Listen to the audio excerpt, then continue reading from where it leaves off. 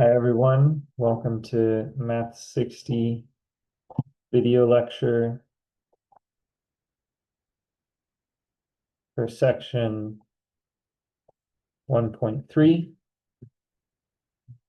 This section is about comparison symbols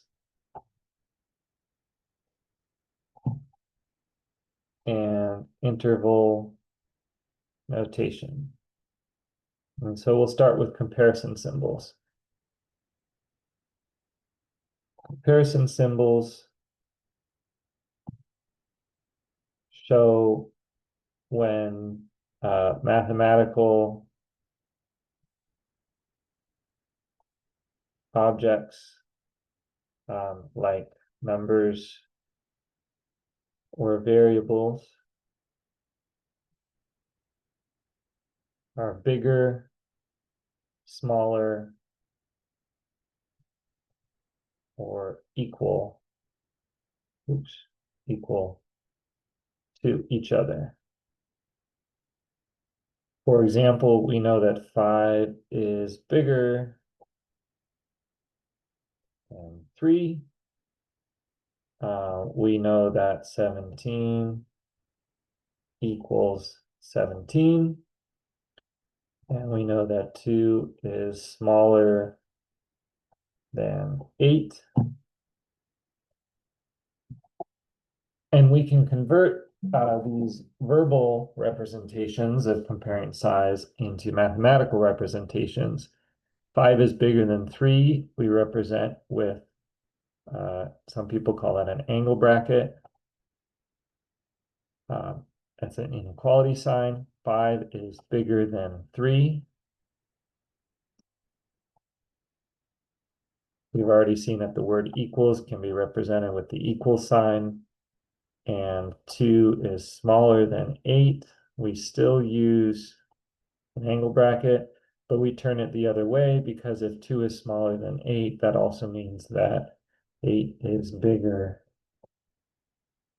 than 2. So we can write it as 8 is bigger than 2. I'm going to list the different symbols. We've got the equals. We've got bigger, smaller. With numbers, it's always going to be one of the three. Either your numbers are equal or one is smaller than the other. But as soon as we introduce variables, which are unknown, sometimes we know that variable is bigger, but sometimes that variable could also be equal. So we have a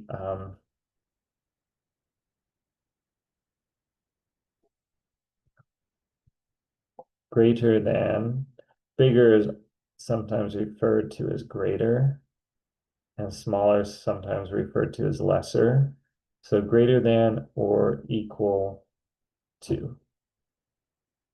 And for that, we use the greater than sign, but we add an extra bar underneath to represent that it's either greater or it's equal to. And then we can have lesser than or equal to, where we do the less than sign with the line underneath it. And there's one more, which is not equal to, which is an equal sign with a line through it. So with these 6 symbols, we can represent relationships between variables or variables and numbers.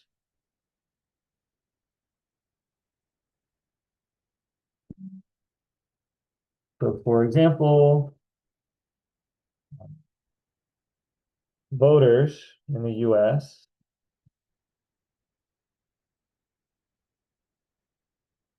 the age of a voter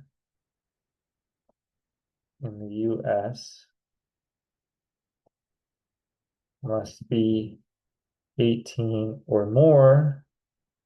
So we could represent that with age must be greater than or equal to 18. because 18 is allowed and also anything bigger than 18.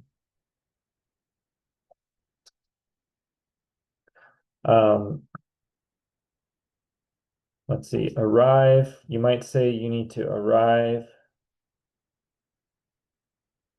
between 2 and 4 p.m. And we're going to allow you to arrive exactly at 2 or exactly at 4. So we say that's inclusive. So we can say the arrival time has to be less than or equal to 4. And the arrival time also has to be greater than or equal to 2. And so we can actually kind of stick this into what's called a compound inequality.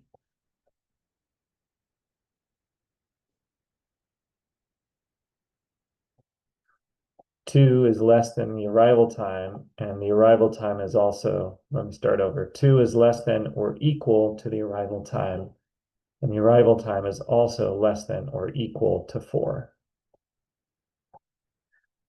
We can talk about strict inequalities.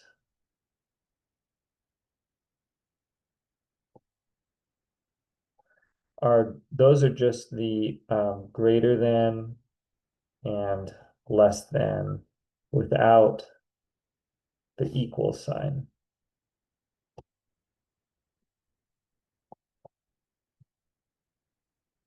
So a strict inequality would say something like,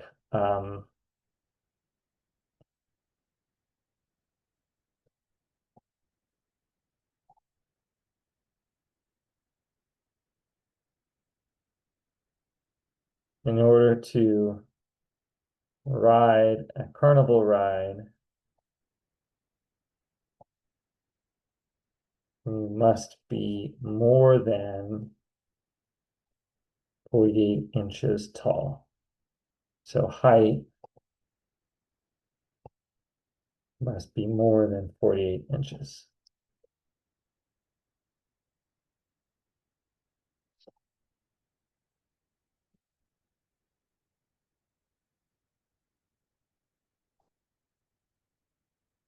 One thing that can be a little bit confusing is the direction of comparison signs, comparison symbols.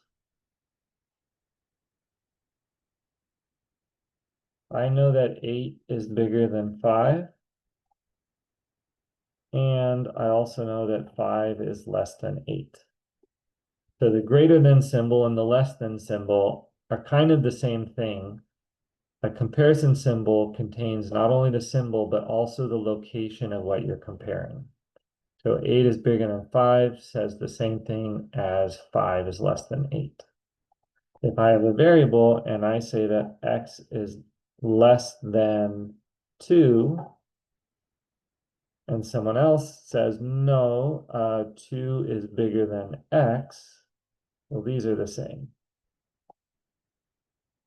We usually write the variable on the left, but sometimes you end up, especially if you're working through solving an inequality, you may end up with the variable on the other side. And you just need to be aware that these 3 terms in this very short mathematical expression represent a sentence that can be organized as x is less than 2 or as 2 is greater than x. 2 is bigger than x.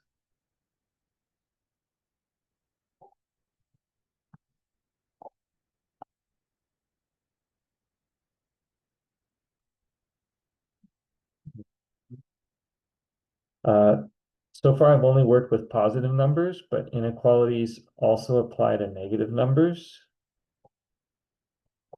If I say x is less than -4, this means x is farther from 0 than -4 is. So x could be, for example, -5. That's farther away from 0 than -4. X could be -7. That's farther away from 0. X could be very, very negative. It could be negative a million. That's farther away from 0 than -4. But x can't be -3 because -3 is closer to 0 than -4 is. So inequalities still work with negative numbers.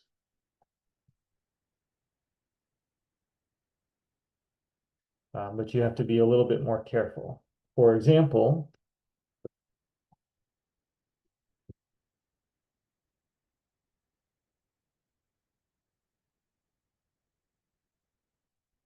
what if I say that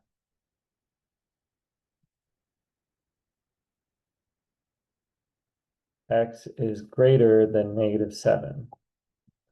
Well, we might think this means that x is closer to 0 than -7 is, but that's not quite accurate. So x could certainly be -6.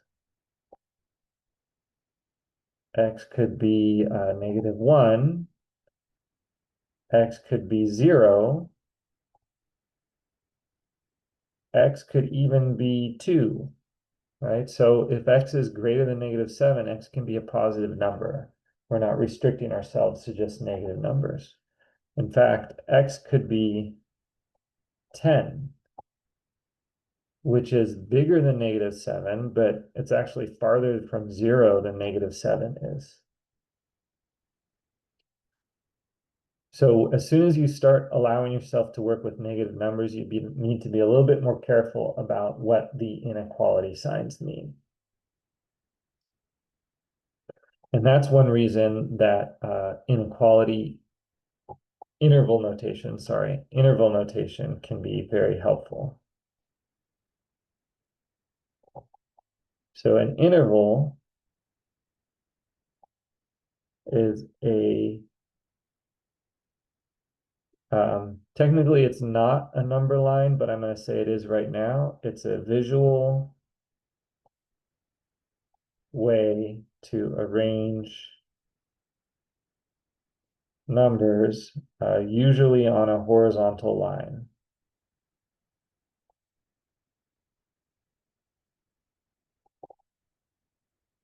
So when I draw intervals, I usually give myself a nice bit of space to work with. I put arrows on the end to show me that I could keep going if I wanted. And I stick a reference number right in the middle, and that reference number is often 0, especially with the types of numbers we'll be working with in this class. So now let's consider on this number line, if I'm saying that x is greater than -7, 1, 2,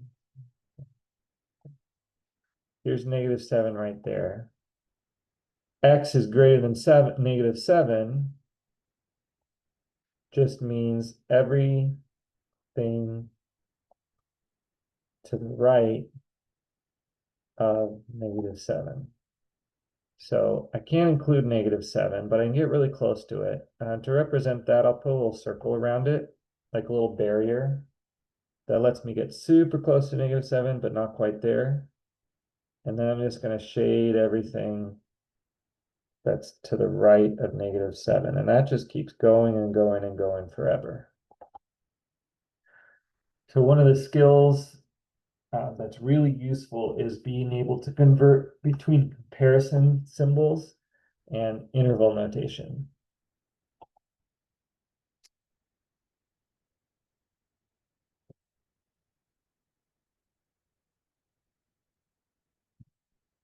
So let me do an example with words. Let's see, the Portland Timbers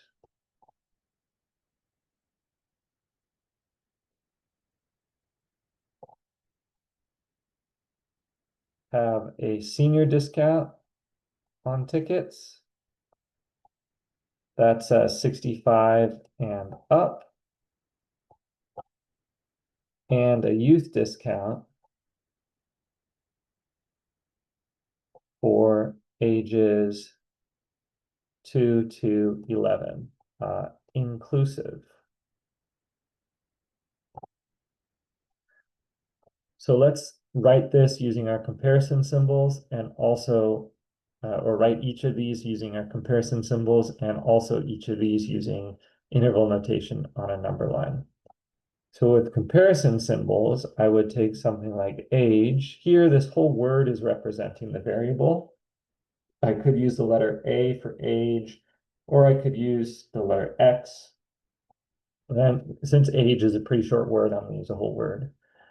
So senior discount 65 and up. So that means the age should be greater than or equal to 65. And a youth discount for ages 2 to 11. So I could write it this way. Age should be greater than or equal to 2, and age less than or equal to 11. This would actually be a perfect place for compound inequality, because if age is greater than or equal to 2, that means 2 is less than or equal to age, and age is less than or equal to 11. So here's my two inequalities. Neither one is a strict inequality because they are including the endpoints. And if I were to draw a number line, the nice thing about number lines is you get to pick your own scale. So I'm going to plop 65 right here. Now I'm going to put 2 right here and 11 right there. And I'm not going to care so much that it's not to scale. We saw on the previous example that when you exclude a number or an endpoint of an interval, you draw a little circle around it, an open circle as a little barrier, so you can't quite get there. When you are including the endpoints, you put a dot. That's our mathematical notation. Could have chosen another notation, but that's what we worked with. So inclusive, so you can be greater than or equal to 2, less than or equal to 11. So I'm going to put a dot at 11. And the age has to be between those points, so I'll shade in everything between. There's also a senior discount for the age greater than or equal to 65, so I'll put a dot on the 65. And I'll keep going. And that would be my number line representation of these two inequalities. Okay.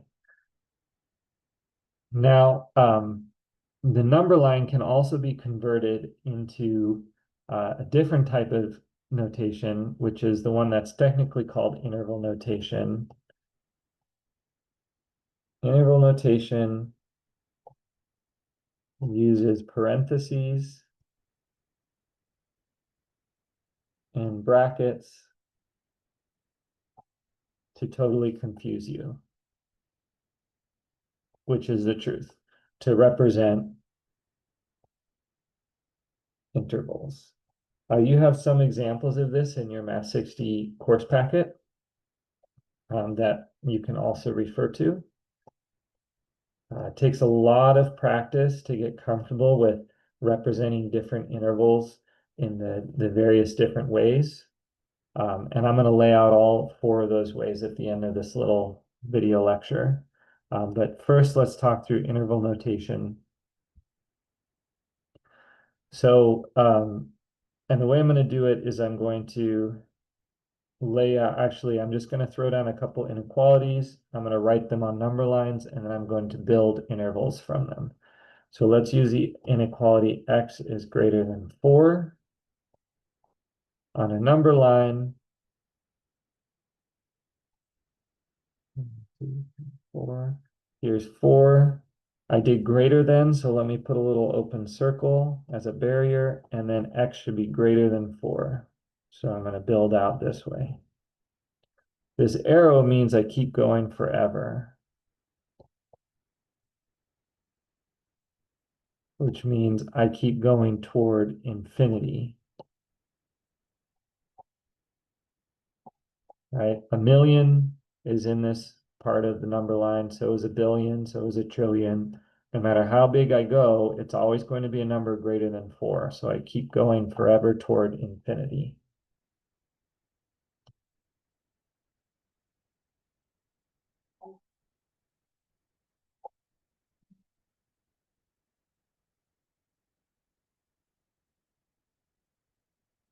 So there's my inequality with my comparison symbol. And here's my number line. If I want to build interval notation, I find the easiest way to do it is to work on a number line, find that endpoint, write it down, find the other endpoint. Well, if I keep going forever, I'm going out towards infinity. And now I have to decide if I include or don't include the 4. Since I have an open circle here, I'm going to exclude the 4. And we show exclusion with the parentheses. And you can never reach infinity, so you always exclude infinity.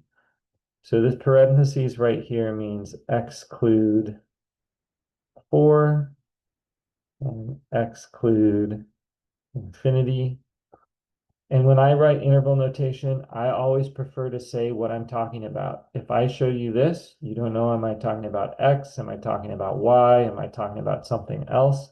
So I always write X is in the interval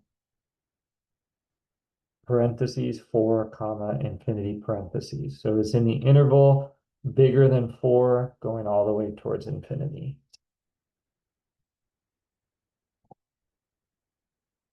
Let me do another example. X is less than 2. So I'll build my number line. And then I'll count down 1, 2. Oops, sorry, count up 2. I used less than, so I'll put a little circle as a barrier around it. And then it's anything less than 2, so it should be something to the left of 2. So I'll shade in this area. And notice that it goes all the way down towards negative infinity.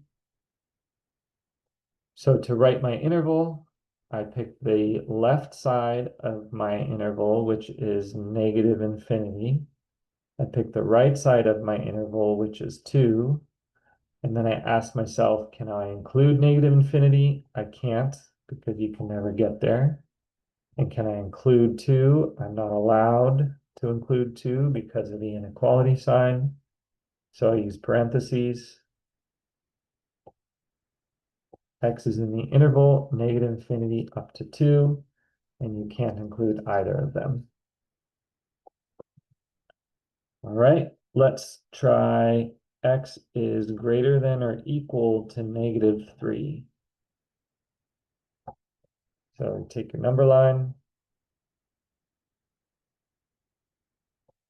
get a nice point for orientation. Here's negative 3.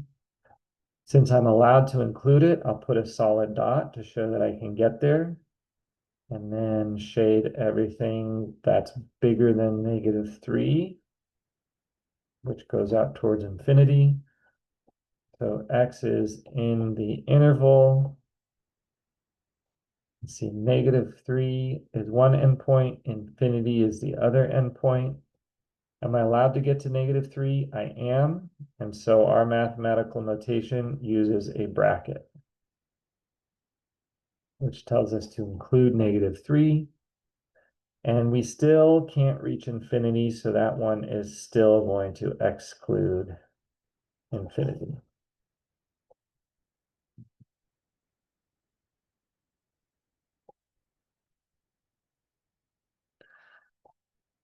Now, this is a notation you're going to see more often, but thankfully in Math 60, well, so I wanted to show it to you, but thankfully in Math 60, the folks who developed the course packet think about it the same way I do.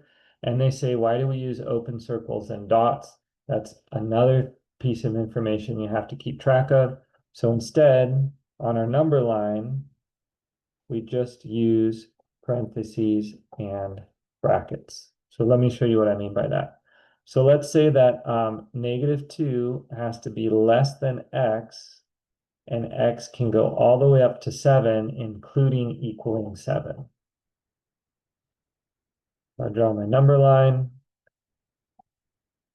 There's negative 2.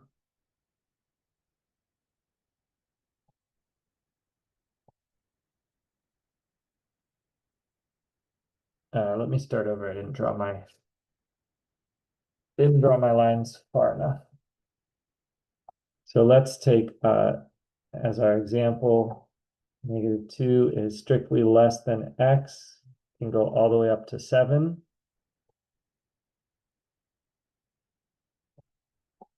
So there's -2, there's 7. So instead of putting a little circle around here, well, in interval notation, I would use a parentheses, so I'll just use a parentheses there as well. And instead of putting a solid dot at the 7, in interval notation, I'd use a bracket, so I'll just use a bracket there as well. And then I shade everything in between. And for me, it becomes a lot easier to convert to interval notation because there's my -2 and there's my parentheses. And there's my 7 and there's my bracket. But again, I like to write the words x is in the interval -2 up to 7.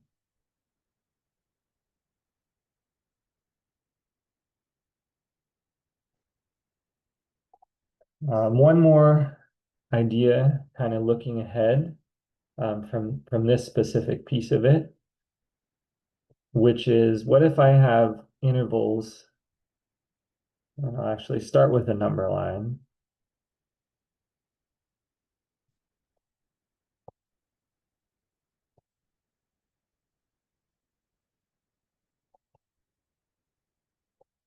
Where I have two different pieces. So maybe x can be between -1 and, or between -4 and -1, or between 2 and 5. There's nothing wrong with having an interval like that.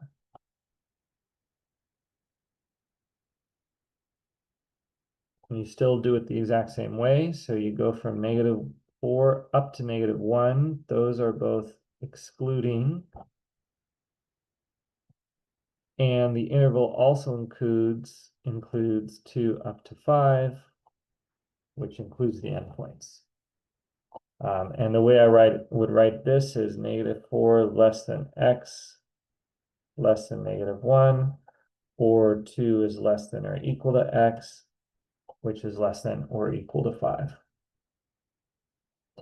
So when you work with interval notation and number lines, it's really easy to show intervals that are in different pieces. Here's a single piece in this interval, but you can also have intervals in different pieces. The last idea is something called set builder notation. It's very similar to just using inequalities.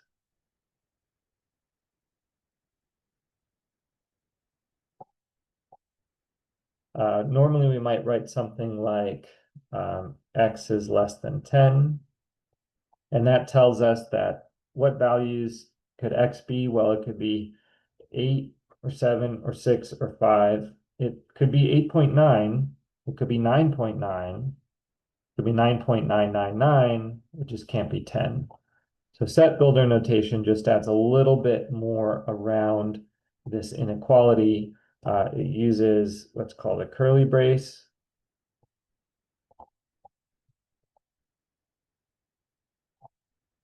And then a vertical line, and then the inequality. And this is read as all values of x where x is less than 10.